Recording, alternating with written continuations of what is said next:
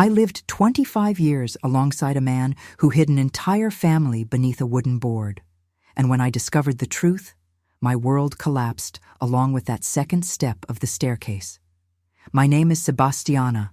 I'm 78 years old, and today I'm going to tell you the darkest secret I've ever kept in my life. A secret that wasn't mine, but one that destroyed my best years. A secret buried in old wood, on the second step of a staircase that creaked every night. But before I continue, I need to ask you something, dear. If you're enjoying this story, hit that like button down below, subscribe to Grandparents' Tales so you don't miss the next stories, and tell me in the comments where you're watching from. Which city, which state?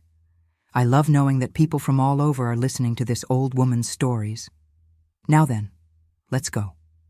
Let me tell you from the beginning. It was 1962. I was 25 years old and living with my parents in a small house in Fresno, California.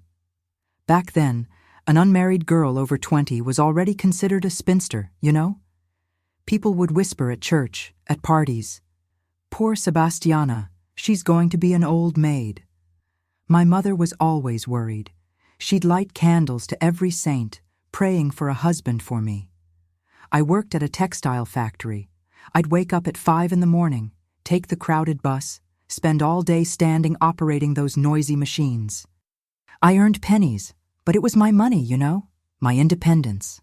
I'd buy my Avon lipsticks, my low-heeled shoes, help out at home, felt useful. It was on a Saturday afternoon at the town square near the church that I met Gerald. There was a band playing at the gazebo. I was with my friends, Denise and Valerie, eating popcorn and laughing about silly things. We wore those circle skirts, you know? Cinched waist, knee length.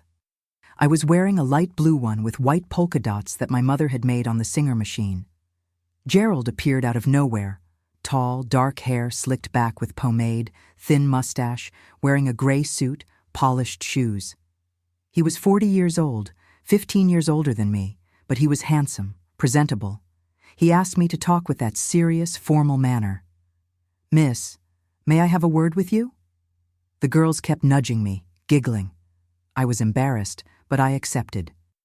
We talked right there standing up, because a proper girl didn't sit alone with a man. He told me he'd arrived in Fresno about 6 months ago, that he worked as an accountant at an office downtown, that he lived alone in a boarding house room. He said he had no family, that his parents had died of typhoid when he was young, that he'd been raised by some uncles who had also passed away. At the time, I thought it was sad. You know that pity you feel for someone who's alone in the world? That's what I felt. A hard-working, serious man with nobody. Me, who had a big, noisy family, I couldn't imagine what it was like to live without anyone. He asked me to be his girlfriend on the second date. My father thought the rush was strange, but my mother almost fainted with joy. "Daughter, a 40-year-old man with a steady job wanting to marry you is a blessing from God." And I, who had been raised to believe that every woman's destiny was to marry and have children, believed it really was a blessing. The courtship was short, 6 months. He was polite, punctual, brought cheap flowers every week, but I noticed he didn't like it when I talked too much about my family, my friends. He'd change the subject quickly. Once I mentioned I wanted to invite my cousins to our wedding, and he got nervous. "Sebastiana, I prefer a small ceremony, simple, without much fuss." And I thought it was because of his situation of not having family to invite, that he must feel embarrassed. We got married in March 1963 at the church. Ceremony at 7 in the morning, just with my parents, my 2 brothers, and 2 witnesses that Gerald found at the office where he worked. We didn't even have a reception.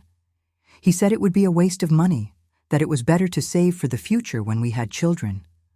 My mother was sad. She wanted to make lunch, a cake, but I convinced her my husband was right, that we needed to be economical. After church, we went straight to the house he had rented. I didn't even know it before. He said he wanted it to be a surprise, that he'd arranged everything himself to receive me like a queen. And when we got there, in the Pinedale neighborhood, an area farther from downtown, I saw that house for the first time. It was an old house, wooden, painted moss green, with a big yard full of weeds. 2 windows in front with peeling shutters, a small porch, rusty iron gate. Inside it had 3 rooms, living room, kitchen, and bedroom. And there was that staircase, the staircase that went up to the attic. I remember to this day when I walked in and saw that staircase. It was dark wood, about 8 steps, kind of crooked, creaking just from looking at it. Gerald was showing me the house, all excited, talking about the furniture he'd bought second-hand, the small refrigerator, the wood stove in the backyard, but I was looking at the staircase. "And up there, what's up there?" I asked. He got a bit evasive. "Oh, it's just an attic. There are some old boxes, junk. Nothing useful up there. Better not even go up. Must be full of rats, spiders." I accepted it. Back then, a woman didn't question her husband, and I was too nervous about everything. It was my first night as a married woman. My head was on other things.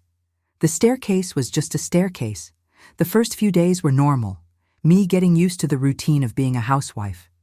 I'd wake up early, make coffee in the cloth filter, wash clothes by hand in the yard sink, sweep the house. Gerald would leave at 7 in the morning for the office and come back at 6 in the afternoon, always punctual like a clock. He'd eat dinner, listen to the radio, go to sleep. It was a simple, predictable life. It was one morning, about 4 days after the wedding, that I noticed for the first time. I was in the kitchen preparing coffee when I heard Gerald coming down the staircase. He had gone to get a tie from the wardrobe that was up there in the attic, because the house was small and we had to make use of every space. I heard his foot hitting the wood. 1 step, 2 steps. No, wait, 1 step, and then a different sound, like he had jumped. I thought I'd heard wrong. I kept stirring the sugar in the coffee, but the thing started repeating itself. Every day, every time he went up or down that staircase, I heard the same pattern. 1 step, a jump, normal steps. 1 step, a jump, normal steps. It was always in the same place, always. It took about 15 days until I asked. We were having dinner, rice with beans and fried eggs. He was reading the newspaper, me quiet as always, because women who talked too much were frowned upon. But curiosity was eating away at me. "Gerald," I said softly, "can I ask you a question?" He didn't even look up from the newspaper. "Speak. Why do you skip the 2nd step of the staircase?" The silence that fell in that kitchen was heavy. He stopped moving his beans around, lowered the newspaper slowly, looked at me with a face I'd never seen. It wasn't anger, it was fear. Alert. "Skip? I'm not skipping anything," he said. "But I hear it every day. You step on the 1st, skip the 2nd, and continue. Why?" He let out a forced laugh. "Sebastiana, you're imagining things. It must be the way I step, the sound of the wood. But I'm sure." His voice got hard. "Don't make things up. Let's eat in peace." And that was it. Subject closed. I lowered my head and kept eating, swallowing the food with curiosity stuck in my throat. Back then we learned not to insist. Husband commanded, wife obeyed, but I couldn't stop noticing. It was automatic. Every time he went up, every time he came down, I paid attention. And it was always the same thing. The 2nd step, always skipped, always avoided. Months passed. I got pregnant with my first child, Vanderlei, in 1964. 8 months pregnant, I still heard that jump on the staircase. And then I started noticing other strange things. Gerald didn't like anyone visiting us. When my mother showed up without warning, he'd get irritated, closed off. He said the house was our intimacy, that too many visits got in the way. My brothers hardly came. My friends gradually disappeared from my life because he always made excuses when I suggested an afternoon tea, a visit. He also wouldn't let me go back to work. Married women stay home, take care of the house, the husband, the children, don't need a job outside. And how was I going to contradict that? Back then, that was normal. Most of the women I knew didn't work outside the home. But there was something that bothered me deeply. He didn't have any photos from childhood, adolescence, no old documents, nothing. When I asked, He said he'd lost everything in a fire at his uncle's house, that he didn't like dwelling on bad things from the past. And there was that attic. I'd never been up there. He wouldn't let me. He said it was dangerous, that the floorboards were rotten, that I could fall being pregnant. After Vanderlei was born, the excuse changed. There's too much dust. You'll have allergies. The baby will have allergies. Always a new excuse. Vanderlei grew up, learned to walk at 1 year and 2 months. And you know what was one of the first things he learned? To skip the second step of the staircase. I was terrified when I saw a little 1-year-old baby going up after his father, imitating every movement. 1 step, little jump, rest of the steps. "Gerald, the boy is going to fall. Stop skipping that step," I shouted one day. He looked at Vanderlei, then at me, and for the first time, I saw something on his face. Guilt? Shame? I don't know. But it passed quickly.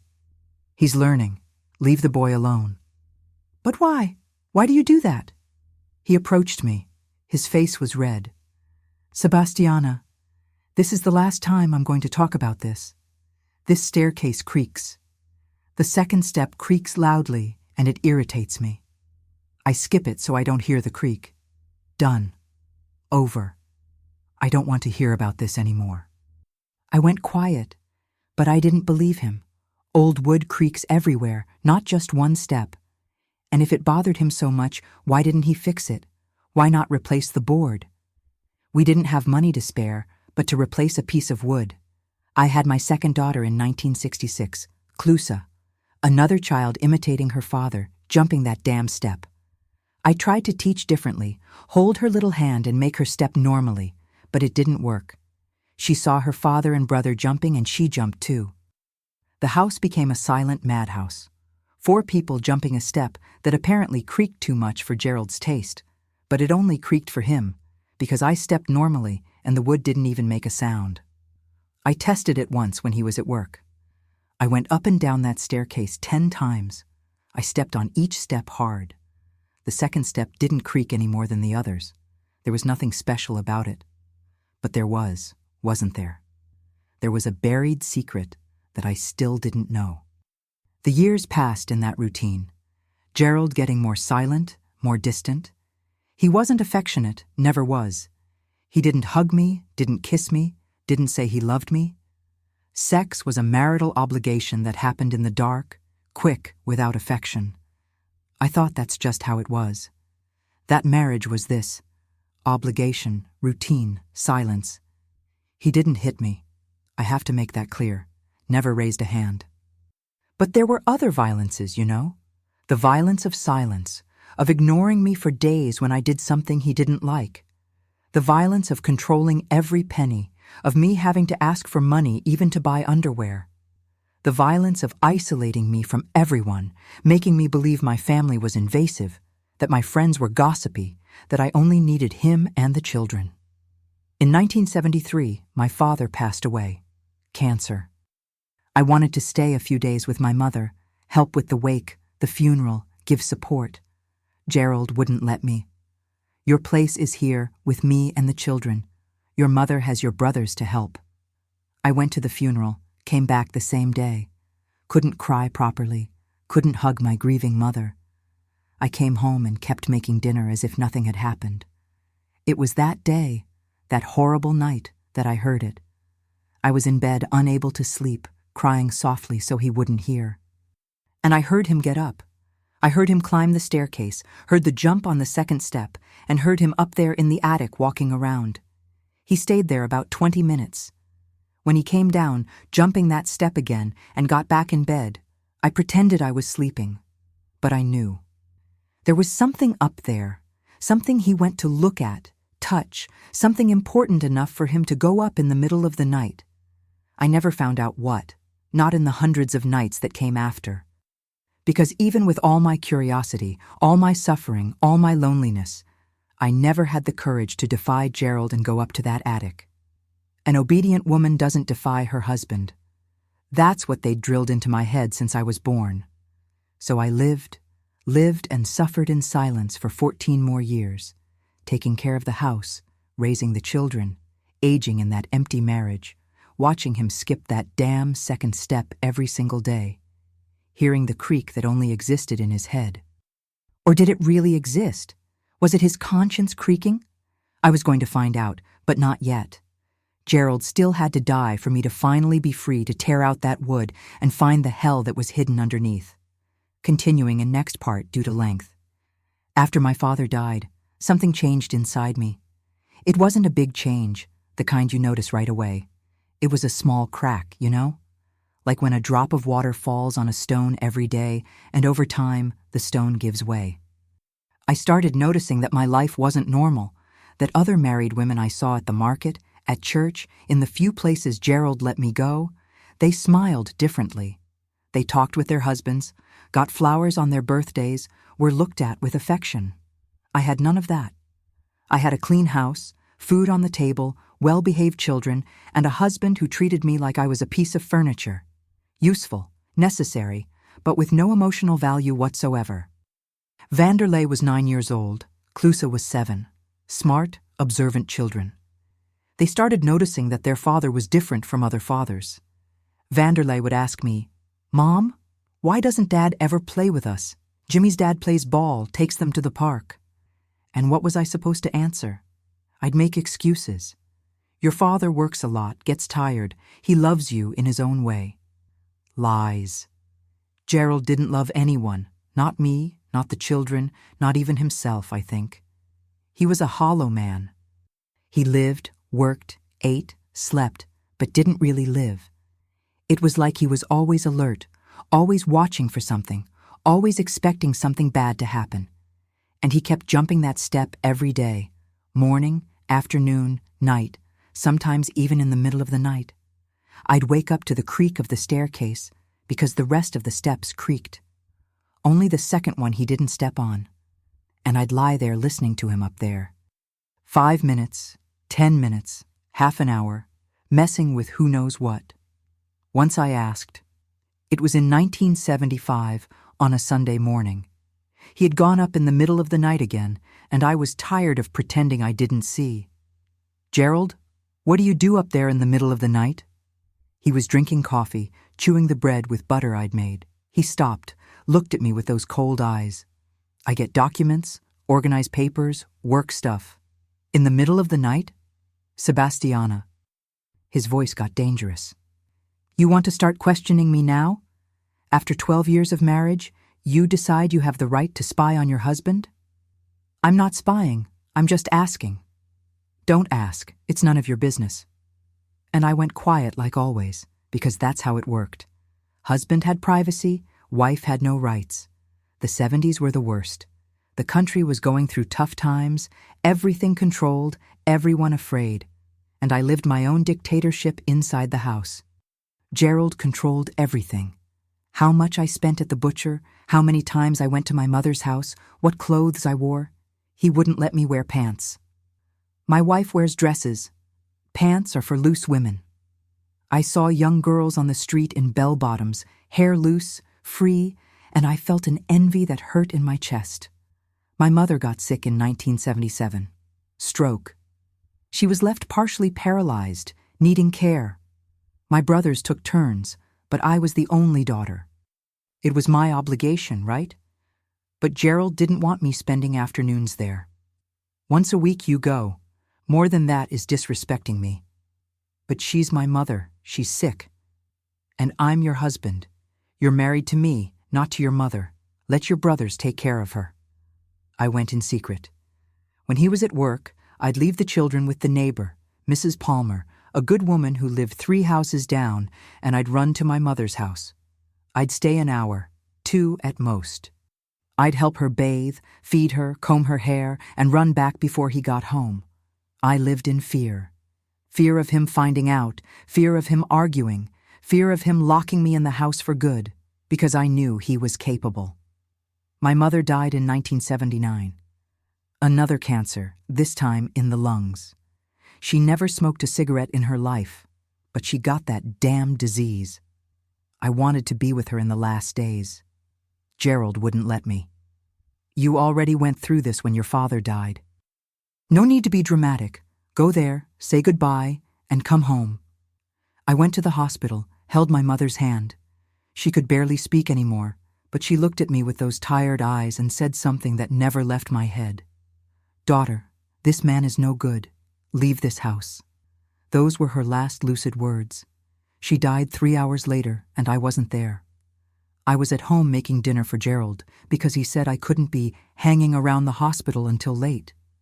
I buried my mother with an emptiness in my chest that never left, and I buried along with it any remaining feelings I had for my husband. From that day on, I was no longer a wife. I was a prisoner. The 80s arrived. Vanderlei was becoming a young man at 15, 16 years old. He started noticing things, started questioning his father. Why can't mom work? Why can't mom go out? Raphael's mom works at a store, makes her own money. Gerald would get red with rage. Your mother doesn't need to work. I support this house, and you don't meddle in adult business. But you treat her badly, won't even let her visit family. It was the first time I saw Gerald hit one of the children. A slap on Vanderlei's face that echoed through the whole house. The boy was 17 years old, almost the same size as his father, but he was paralyzed with shock. You don't talk to your father like that, understand? I raise you, put food on the table, clothes on your backs, give you education, and you come disrespect me? Never again. Vanderlei left home as soon as he turned 18, went to live in a student apartment, got a job as a store clerk, and only came back to see me, never to see his father. Klusa became quieter, more closed off, afraid. I tried to protect her, but how could I, when I myself was broken? And through all this time, all these years of hell, Gerald kept going up to that attic, kept jumping the second step, kept guarding who knows what up there. I was certain it was something important, something that would explain everything. Why was he so cold? Why did he control me so much? Why did he have no past, no family, nothing before 1962? There was a night in 1984 when I almost went up there. Almost. Gerald had traveled for work, a rare thing. He was going to be gone 2 days. The children were sleeping. I was alone. I looked at the staircase, thought, is this it? Go up there and find out what this man is hiding. I climbed the first step, my heart beating irregularly. I stopped at the second. That damned step. I thought about jumping too, doing like him. But no, I was going to step on it. I was going to step on it and find out why he jumped it. I put my foot down. The wood didn't creak any more than normal, same as the others. I kept going up. I got to the attic door. It was a small old wooden door with a simple latch. I put my hand on the latch and couldn't open it.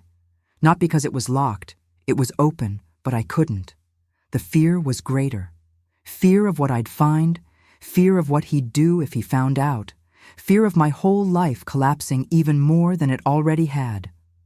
I ran down, cried myself to sleep, and never tried again. Gerald came back from the trip. Life continued, that dead, cold, colorless life. I was 47 years old and felt like I was 70. I had gray hairs appearing, deep wrinkles, calloused hands from scrubbing so many clothes, washing so many dishes, cleaning so many floors. I had lost my parents, lost my son who had left home, was losing my daughter who barely spoke to me, she was so frightened. I had lost myself. In 1985, Cleusa got a boyfriend, a good boy, hardworking, from church. Gerald didn't like it.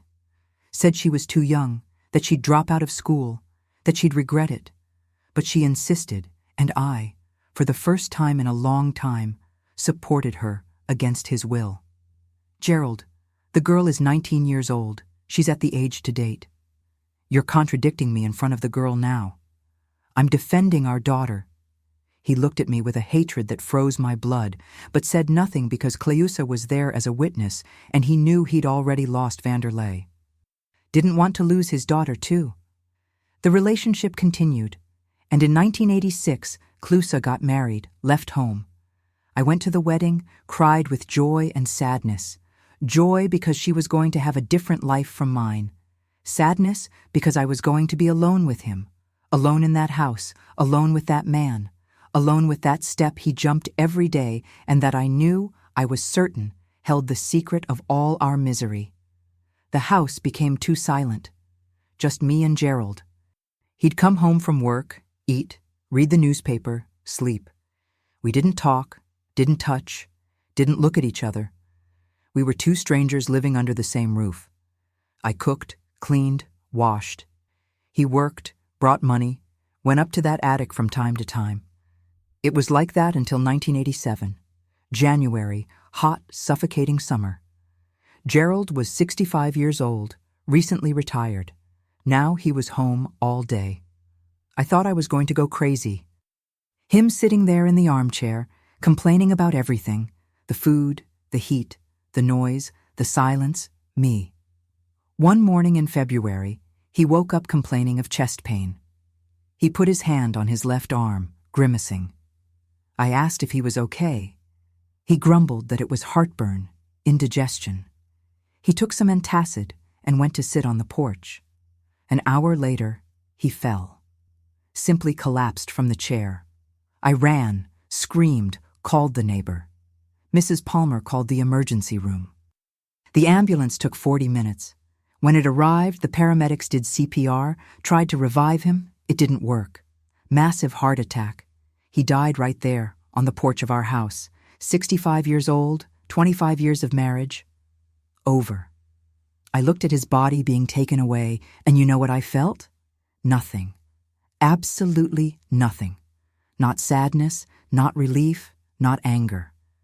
A huge, hollow emptiness that took over everything. The wake was empty too. Very few people. Some colleagues from the old office, already retired like him, my two children, some neighbors out of obligation. No relatives of his, because he said he didn't have any. No real friends because he didn't have friends. A 65-year-old man who lived as if he were hiding and who died taking his secret with him. Or so I thought. We buried him in the municipal cemetery. Simple casket, wooden cross, shallow grave, nothing fancy, because he was always economical even in that. The priest said some prayers. They threw dirt. It was over. I went back home, that house that was now just mine. I walked in, looked around. The living room with the old furniture, the kitchen with the old stove, and the staircase. That damn staircase with the second step that I'd never see him jump again. I sat on the couch, cried, not for him, for me, for the 25 years I'd lost, for the youth that had gone, for the woman I could have been and wasn't. And then I thought, now is the time. Now I'm going to go up there and find out what he was hiding. I'm going to tear out that step. I'm going to open every box in that attic. I'm going to know the truth. But I still needed to gather courage. I still needed to prepare for what I was going to find. Because deep down, I already knew it was going to be bad. Very bad. I just didn't know how much. The first days after the burial were strange. I'd wake up in the morning expecting to hear the sound of him getting ready for work, even knowing he was retired, even knowing he was dead. The house made different echoes. His footsteps weren't there anymore. The smell of cheap hair, pomade he used wasn't in the air anymore.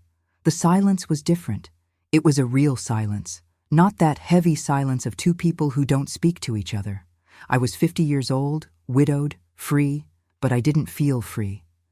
I felt lost, because my whole life I'd been defined by what he allowed or didn't allow. And now? Now what could I do? Go where? Be who? Vanderlei came to stay with me a few days. He was 23 years old, working at a print shop, living in a small apartment with his girlfriend. He was worried when he saw me. "Mom, are you okay? Are you eating right?" I lied that yes, but I wasn't. I spent all day sitting in that living room, looking at the wall, looking at the staircase, thinking if I should go up or not, if I should touch his things or leave everything as it was. One afternoon, Vanderlei was sorting through some of his father's papers, looking for documents for inheritance, those things. He was up there in the attic, going through boxes. I heard him climbing the staircase and heard him step on the second step normally, like any normal person would. I ran up. When I got up there, he was opening an old cardboard box. "Vanderlei, you stepped on the second step." He looked at me confused. "I stepped on it, yeah, Mom. Why?" "Your father never stepped on it. Always jumped it." He gave an embarrassed laugh. "Oh, that weird habit of his. I don't even really remember. When I was little, I'd imitate him, but then I stopped. Thought it was ridiculous."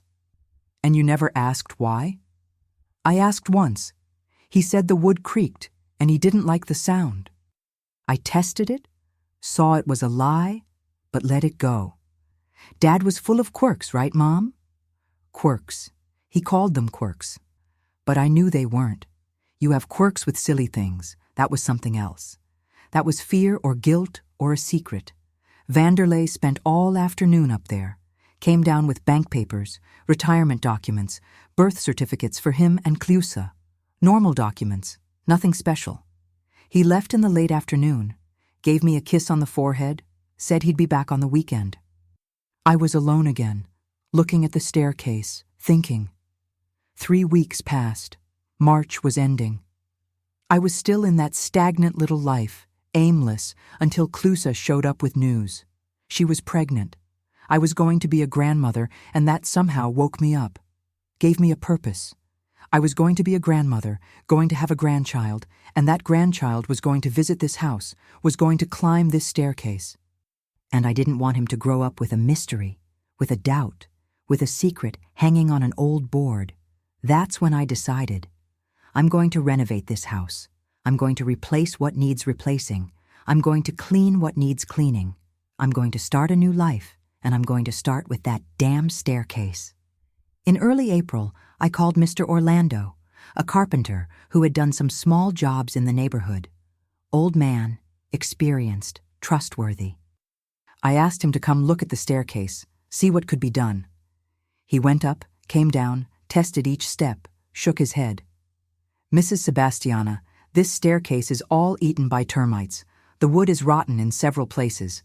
The right thing would be to replace it entirely, but if you can't afford it, we'll replace at least the worst steps." "Which are the worst?" He pointed. "The 4th, 5th, and 7th. These are giving way, dangerous. Could break, and you could fall." "And the second?" "The second step is good." He stepped on it, tested it, jumped on it. "This one is solid. It's the newest, actually. Different wood from the rest. Someone already replaced this one before. A while ago." My heart raced. Different wood, newer than the rest. Gerald had replaced that step. When? Why? To hide what? "Mr. Orlando, I want you to replace all of them, all the steps, from first to last. I want new wood, good, strong wood." He scratched his head. "Are you sure? It's going to be more expensive." "I'm sure. Go ahead." He said he'd start the following week, would bring the wood, the tools, and would do the job in 2 days. I said that was fine. That week was the longest of my life. I couldn't think about anything else. I kept looking at the staircase, imagining what was under that step. Hidden money, fake documents, a letter from another woman. What? On Friday night, before Mr. Orlando started the job on Monday, I had a dream. I dreamed of Gerald. He was standing on the staircase, stopped on the second step, just looking at me, saying something I couldn't understand. I woke up sweating, heart racing. Monday arrived. 10 in the morning. Mr. Orlando knocked on the door with his tool bag. He came alone. Better that way, fewer people to see what we were going to find. He started with the last step at the top. He was working from top to bottom. He tore out the 8th, the 7th, the 6th. Old wood, rotten, full of dust, nothing underneath, just dirt, cobwebs, some rat droppings. 5th step, 4th, 3rd, nothing, absolutely nothing. And then he got to the 2nd. "Mrs. Sebastiana, I'm going to tear this one out now." I was in the living room pretending I was sewing an old dress, but my hands were shaking so much I pricked my finger with the needle 3 times. "Go ahead, Mr. Orlando." I heard the sound of the crowbar forcing the wood, a loud creak, Another, the wood giving way, and then the sound of it coming completely loose. Huh? My body froze. What is it? Mrs. Sebastiana, you better come see this. I dropped the sewing. My legs barely supported me. I climbed to where he was and looked. Beneath the second step, where there should have been only the empty space of the staircase structure, there was a hole. A hole made on purpose, carved into the support beam, lined with a piece of tarp, and inside the tarp, a package. A package wrapped in old cloth tied with string. This was hidden on purpose, Mr. Orlando said. Someone carved this beam, lined it nicely, put this in here, and nailed the step over it. Thought-out work, you know? I couldn't speak, just stared. Do you want me to take it out? I nodded, yes. He stuck his hand in, carefully grabbed the package, handed it to me. It was heavy, had stuff inside. A lot of paper, it seemed. I'm going down. Get some water. You take your time, he said with delicacy. Wise man. He knew this was a private matter. I went down too. Sat on the couch with the package in my lap. I stared at it for about 5 minutes, breathing deeply, preparing my heart for anything. I untied the string, opened the cloth. It was a piece of old stained sheet, and inside was a large manila envelope, one of those for documents. I opened it. The first thing I saw was a photo, a black and white photo, one of those old ones with a white border. It was Gerald, younger, about 30-something years old, but he wasn't alone. There was a woman next to him, pretty, hair pulled back in a bun, polka-dot dress, smiling, and there were 3 children. 3. A boy about 7 years old, a girl about 5, and a baby in the woman's arms. I turned the photo over. On the back was written in a woman's careful handwriting, Gerald, Dolores, Oscar, Martha, and Henry. Christmas, 1955. 7 years before he met me. 7 years before he asked me to be his girlfriend, saying he had nobody in the world, that he was alone, that his parents had died. My hands were shaking so much I almost dropped the photo. I grabbed the next paper. It was a marriage certificate. Gerald Montero Silva and Dolores Hernandez Santos, married on June 23, 1949, in Los Angeles, California. He was 27 years old, she was 22. They got married in the cathedral, had witnesses, everything proper. He was married. He was married when he met me. He was married when he married me. I was the other woman. No, worse than that. I was nothing. Because his marriage to Dolores was the real one. The marriage to me was a lie, was a crime. Bigamy. I kept pulling out papers. Birth certificate for Oscar, born in 1948, son of Gerald and Dolores. Birth certificate for Martha, born in 1950. Birth certificate for Henry, born in 1955. 3 children. He had 3 children before mine, children he abandoned. And there were letters written by Dolores, many letters. I grabbed the first one dated August 1961. Gerald, it's been 4 months since you left saying you were going to look for work in Bakersfield and didn't come back. The children ask about you every day. Oscar cries at night, calling for his father. I have no money for rent. Your brother Joaquin helped me this month, but said he can't anymore.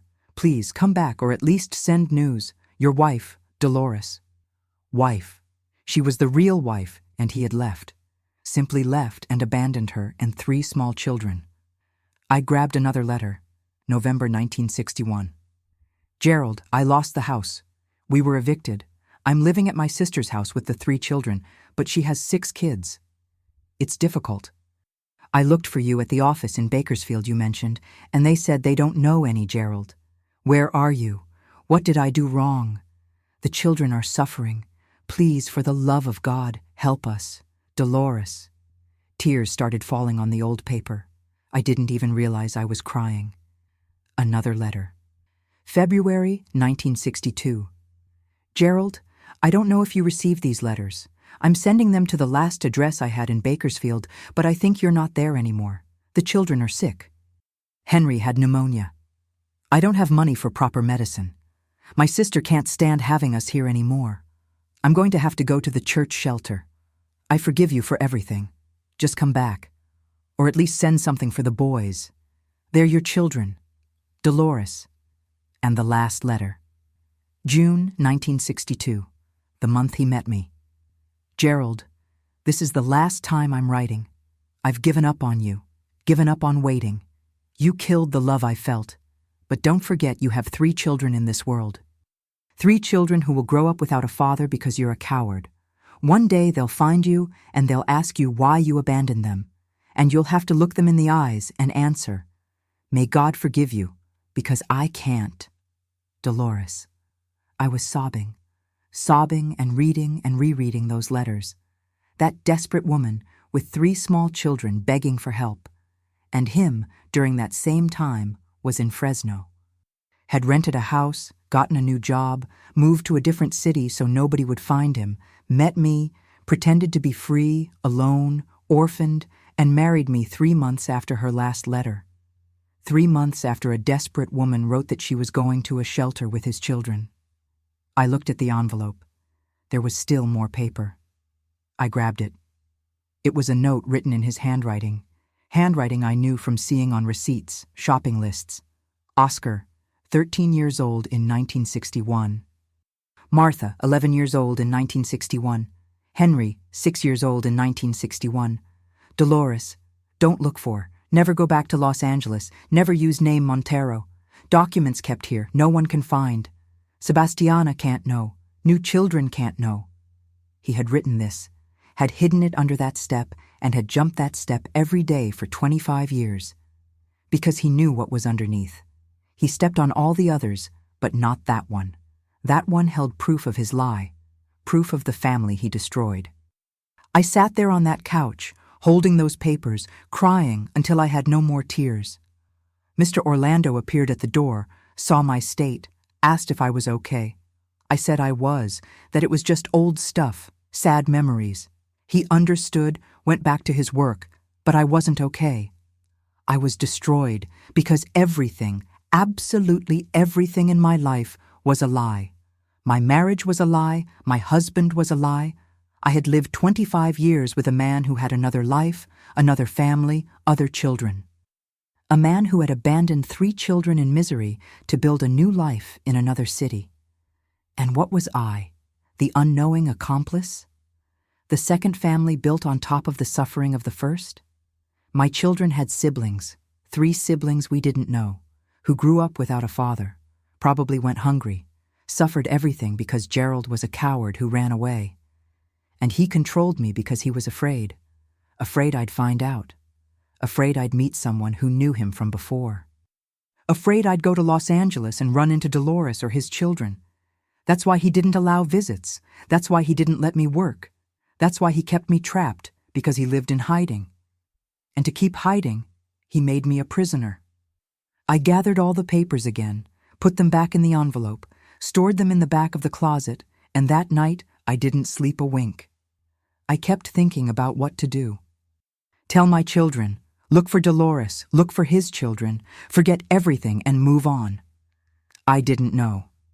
I only knew that the second step of that staircase had held more than old papers. It had held destroyed lives, broken dreams, lies that lasted decades. And now I had to decide what to do with this truth. I spent 3 days without leaving the room. Mr. Orlando finished the staircase, charged what we agreed, left. The staircase was beautiful. New wood, light, smelling of fresh varnish. But I couldn't look at it. Each new step reminded me of what had been torn from that second step. Clusa came to visit me on the 4th day. She knocked on the door, came in, found me lying in bed in the middle of the afternoon. "Mom, what happened? Are you sick?" I wasn't sick in body. I was sick in soul.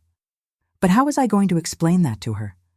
How was I going to say that her father, who had died 2 months ago, was a liar, that she had 3 siblings we didn't know? "I'm tired, daughter. It'll pass." She didn't believe it, but didn't insist. She made tea, sat talking about silly things, the pregnancy, her husband, how anxious she was for the baby to be born in October. And I pretended I was paying attention, but my head was far away. It was in those letters, in that photo, in those 3 children who had grown up without a father. When she left, I got up, went to the closet, got the envelope again, looked at the marriage certificate. It had the address of the church, St. Mary's Cathedral, Los Angeles. I looked at the letters. The last address Dolores had sent from was her sister's house, 123 Maple Street, East Los Angeles, California. Los Angeles. Everything led to Los Angeles, the big city where Gerald had had his real life before running to Fresno and building the lie that became my life. I needed to go there. I needed to look for Dolores. I needed to know if she was alive, if the children had survived, if they were okay. It wasn't curiosity, it was responsibility. Because like it or not, I had lived on the money that should have supported them. Had slept with the man who should have taken care of them. Had built a family with someone who already had a family. I had to do something. The next day, I woke up early, showered, got dressed for the first time in days, put on a simple navy blue dress. I went to the bus station, bought a ticket to Los Angeles. Departure at 2 in the afternoon, arrival at 8 at night. I went back home, packed a small bag with a change of clothes, toothbrush, the envelope with the documents. I didn't tell anyone, not Vanderlee, not Clusa. I left a note on the table saying I was going away for a few days, not to worry. The bus trip was long. 6 hours sitting, looking out the window, seeing the small towns pass, thinking about what I was going to say when I found Dolores. If I found her. It had been 26 years since the last letter. A lot could have happened. She could have moved cities, could have died, could have remarried, might not want to talk to me. I arrived at the Greyhound station when it was already dark. April 1987. Los Angeles was a huge city, noisy, scary. Lights everywhere, cars honking, people running. Me, a woman from a small town, 50 years old, alone, lost. I took a taxi, showed the driver the address. 123 Maple Street, East LA. East LA, huh? I'll take you there, but that's an old address, you know? Old neighborhood. I didn't answer. Just looked out the window as he drove. Tall buildings, wide avenues, so many people. How does someone find someone in a city this size?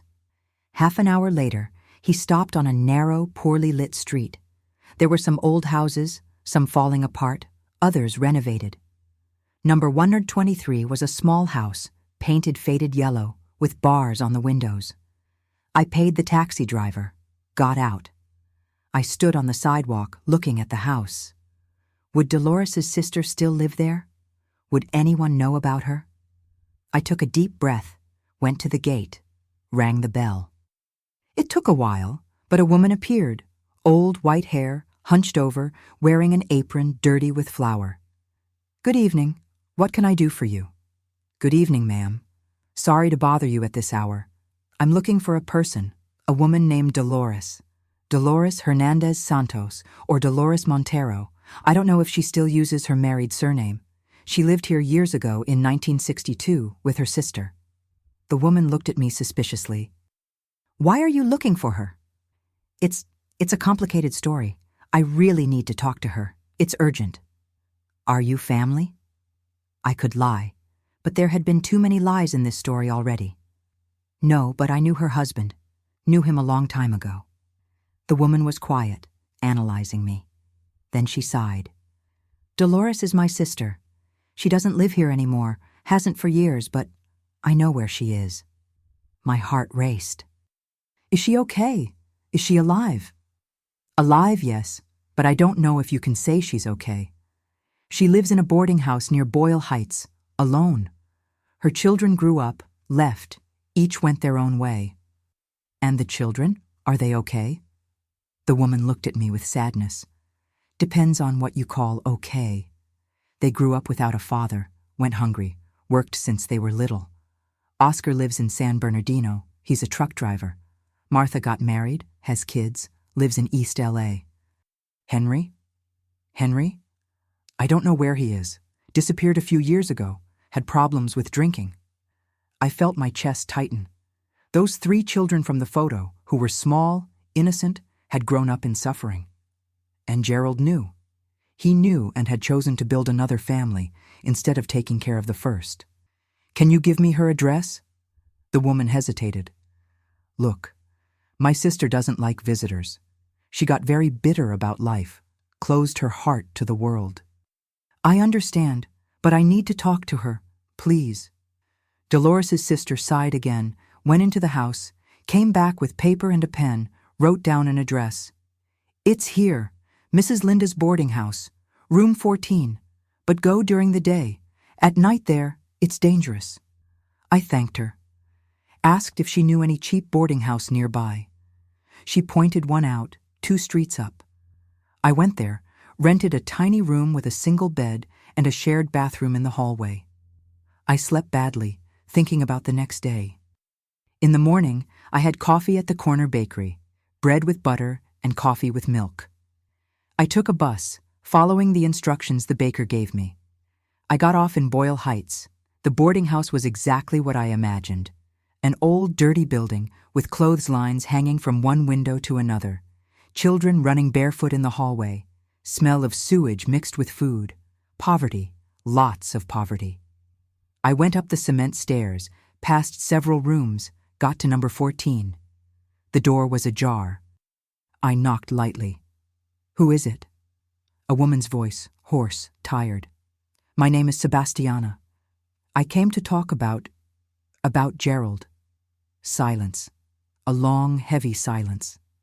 Then the door opened and there she was, Dolores from the photo, older, much older.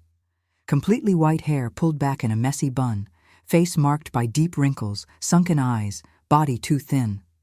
She was 60 years old, but looked 80.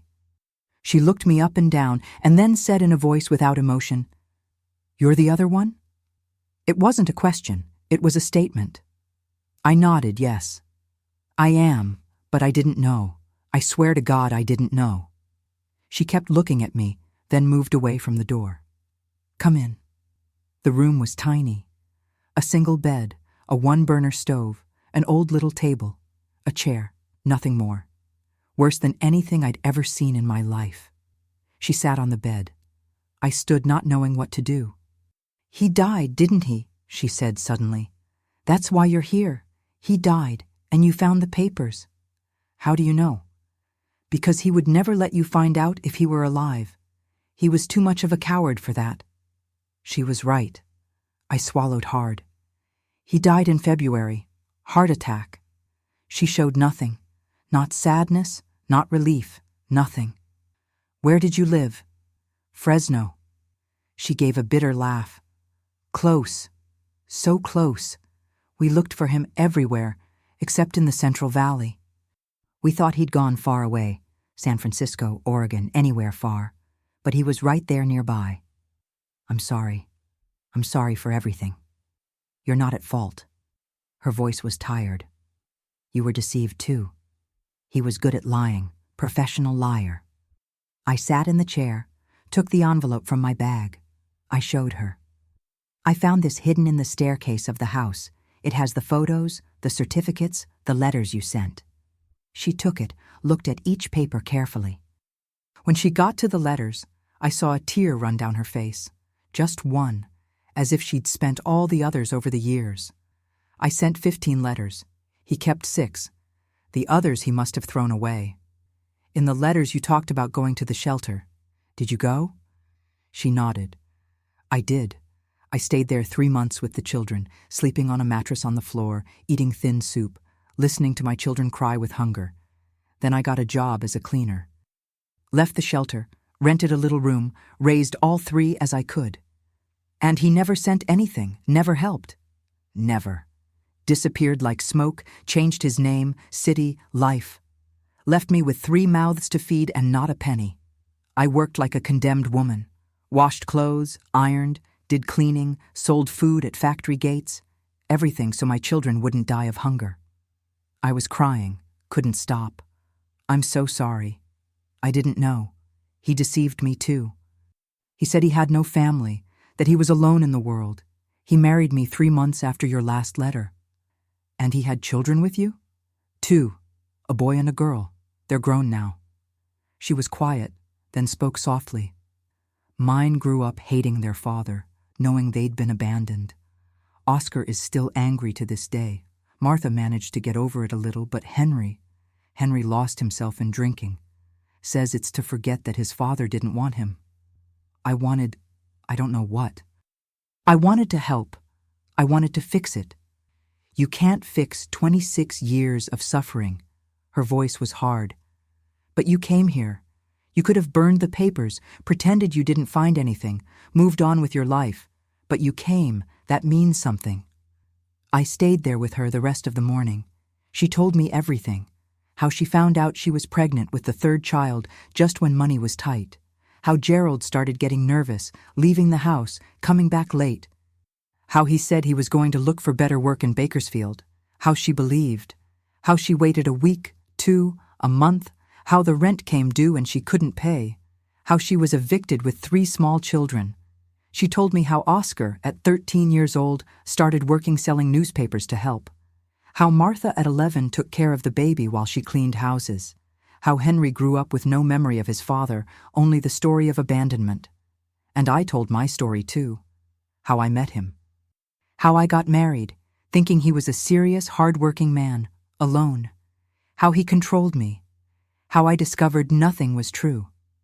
In the late afternoon, she said, "Do you want to meet my children?" I didn't expect that.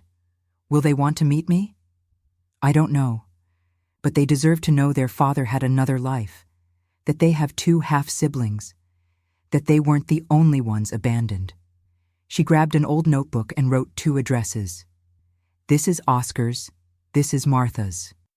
Go there, tell the truth. Let them decide if they want to meet you and your children.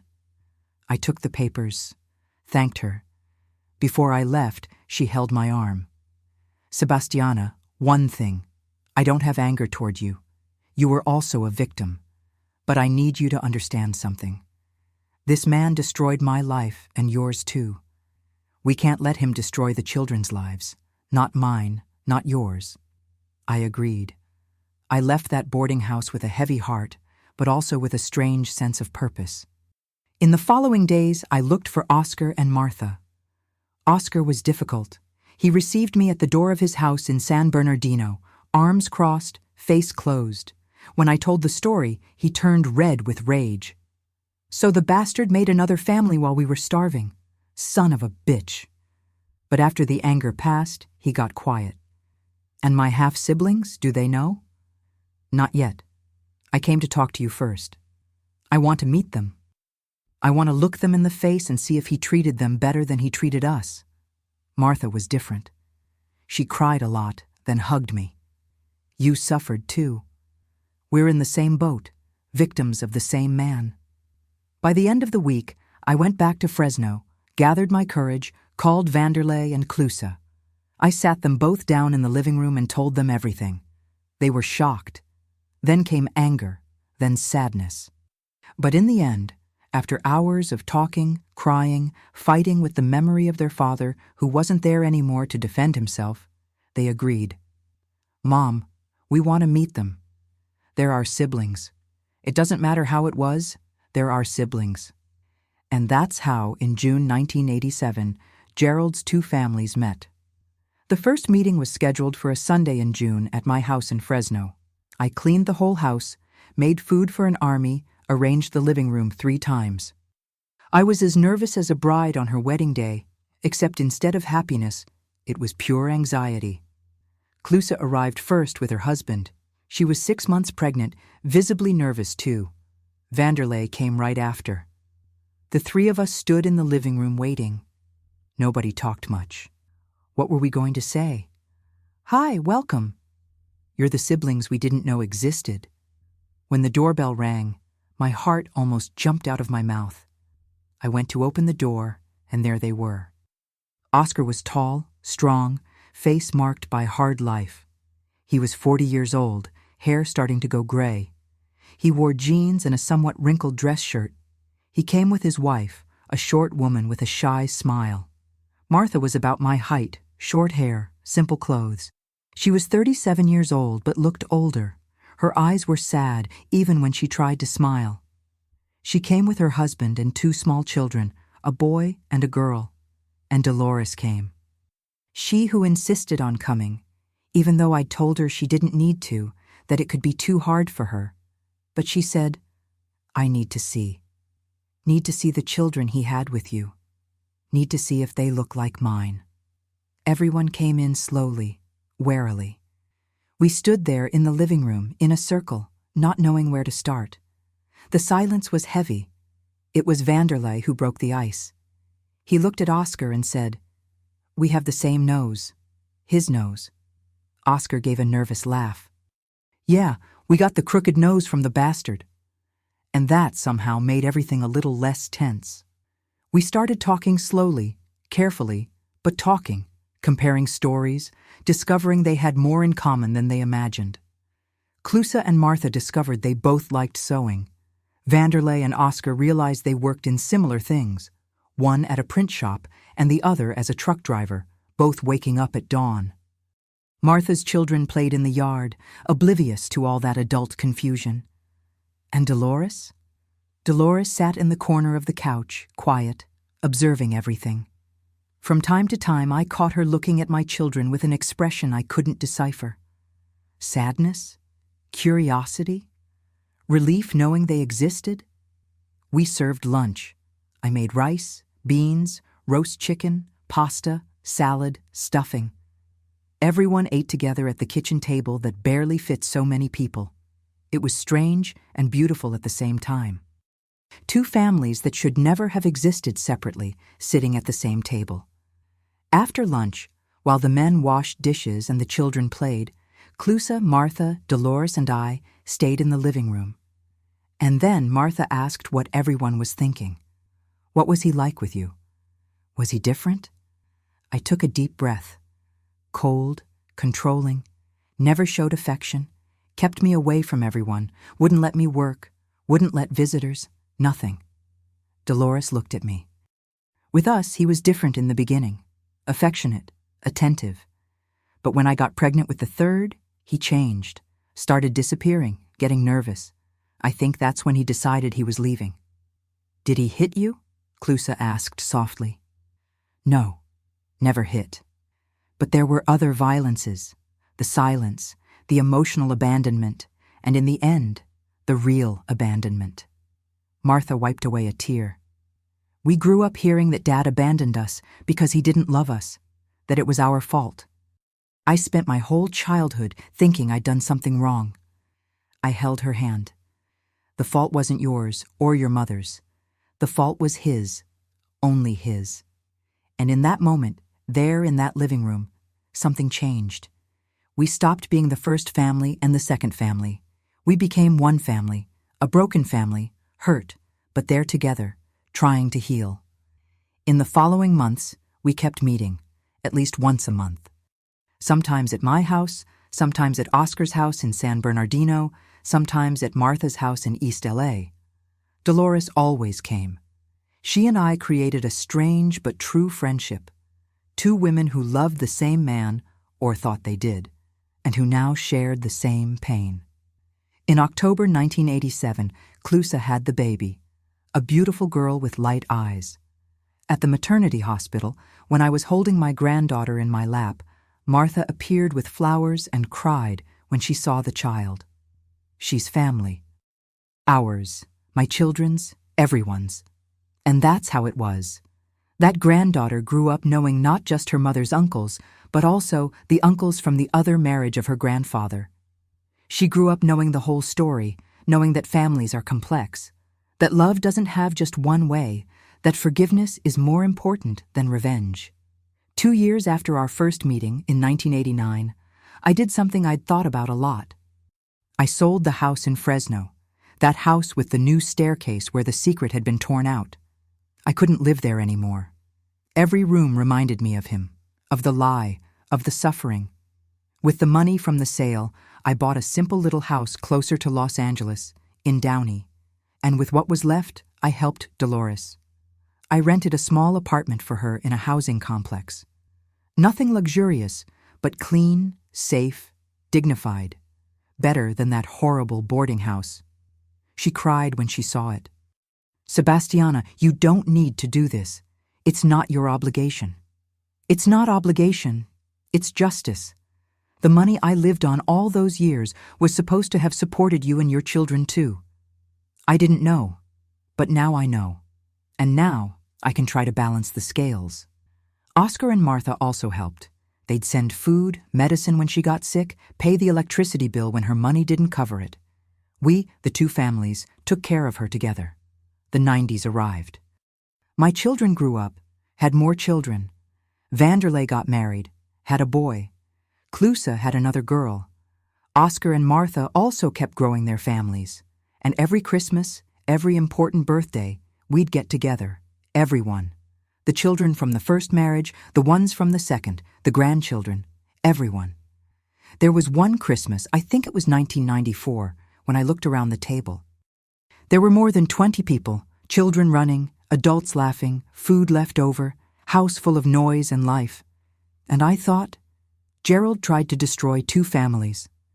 But we turned this into one huge family, united, strong. Dolores lived another 15 years after we reconnected. They were 15 years when she was no longer alone, no longer abandoned. She died in 2002 of heart problems. She was 75 years old. At the funeral were her 3 children, my 2, all the grandchildren, all the great-grandchildren who had arrived by then. And you know what Oscar said in his speech? My mother suffered a lot in life, but in the end, she had what she always wanted. Family. Lots of family, and we owe thanks for that to a woman who could have hated us, but chose to love us. Thank you, Sebastiana. I cried so much that day. I cried for Dolores, for the hard life she had. I cried for me, for the years I lost.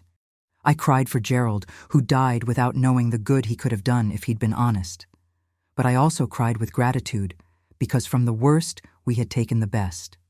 Henry, Dolores's youngest son, reappeared in 2005. He was clean, had stopped drinking, had gotten a job as a night watchman. He came to me, apologized for disappearing, for not being there when his mother died. And I said the same thing I said to the others. Your family, always were, always will be. Today, in 2024, I'm 78 years old. I live alone in a small apartment in Downey. My children live nearby, visit me every week. Dolores's children, too. I have 9 grandchildren, and I even have a great-grandchild, a beautiful little girl who was born last year, daughter of Klusa's granddaughter. Sometimes I think about the staircase, about that second step Gerald jumped every day for 25 years. He jumped because he was afraid of the truth under that wood. Afraid someone would discover he was a fraud. But you know what that hidden step taught me? That secrets don't sustain a family. That lies don't build love. That truth, however painful, is always better than living in falsehood. Gerald died thinking he was going to take his secret to the grave, died thinking he'd managed to erase the first family and live peacefully with the second. But he didn't count on one thing. He didn't count on his death freeing the truth. And that truth, instead of destroying, united. I could have burned those papers, could have buried that secret again and kept pretending nothing had happened. But I didn't do that. I went after it. I looked, I faced it, and I transformed his lie into truth, his separation into union, his hate into love. Today, when I look back, I see 2 women who were deceived by the same man. I see 5 children who grew up without having a real father. I see years of suffering, of control, of loneliness. But I also see overcoming. I see forgiveness. I see family. The second step of that staircase held old papers, faded photos, yellowed letters. But it also held the key to our liberation. Because when I tore out that wood, I didn't just discover the past. I built a future. A future where his children call each other siblings without shame, where the grandchildren play together without knowing they weren't supposed to know each other, where 2 families that had everything to hate each other chose to love each other. And that, dear, that's overcoming. It's not forgetting the pain. It's transforming the pain into something good. It's taking the broken pieces and building a beautiful mosaic. It's looking at what was bad and deciding that from there forward it will be different. I lost 25 years of my life with a man who didn't love me. Dolores lost even more. But we didn't let those lost years define the rest of our lives. We chose to start over, chose to forgive, chose to unite instead of separate. Today, when my grandchildren ask me about their grandfather, I tell the truth. I don't hide, don't lie. I tell them he was a man who made bad choices, who hurt a lot of people, but who unintentionally ended up uniting two families that became one. And you know what I say to them? I say, don't be like your grandfather, don't lie, don't run, don't abandon. Be strong enough to face the consequences of your choices. Be brave enough to tell the truth. Be human enough to ask for forgiveness when you're wrong. Because in the end of everything, the only thing that remains is the love we chose to give. And I chose to give love even when it hurt, even when it would have been easier to hate. I chose to love those people Gerald had hurt. I chose to love his children I didn't know. I chose to love the woman he had abandoned. And that choice of love, is what saved us. It's what transformed a tragedy into a blessing. It's what made that damned second step a bridge to a new beginning. So if you're going through something difficult now, if you discovered some lie, if you're hurt by some betrayal, I want to tell you something. You can choose. You can choose to let the pain consume you, or you can choose to transform it into love. You can choose to hate, or you can choose to forgive. You can choose to close yourself off, or you can choose to open up. I chose to forgive, chose to unite. And today, at 78 years old, I look at my huge, noisy family, full of complex stories, and I'm grateful. Grateful I had the courage to tear out that wood. Grateful I went after the truth. Grateful I transformed Gerald's secret into the greatest blessing of my life. Because that man who jumped the second step every day, who hid the truth under the wood, who lived in lies and died in lies, he didn't win. Truth won. Love won. Family won. And I, Sebastiana, 50 years of suffering and 28 years of rebuilding, I also won. I gained siblings for my children. I gained a friend in Dolores. I gained the certainty that suffering doesn't define us. What defines us is what we do with the suffering. This is my story, the story of a step that held lies and that became the beginning of a beautiful truth, the story of two families that became one, the story of overcoming, of forgiveness, of love. And if this story touched your heart, if it made you cry, if it made you think about your own life, I ask you one thing. Leave your like down below. Subscribe to Grandparents' Tales so you don't miss more stories of overcoming. And tell me in the comments, have you ever been through a similar situation? Have you ever discovered a family secret? How did you deal with it? We're in this journey together, dear, and together we overcome anything. A kiss on each of your hearts, and may God bless you just as He blessed me, giving me strength to transform pain into love.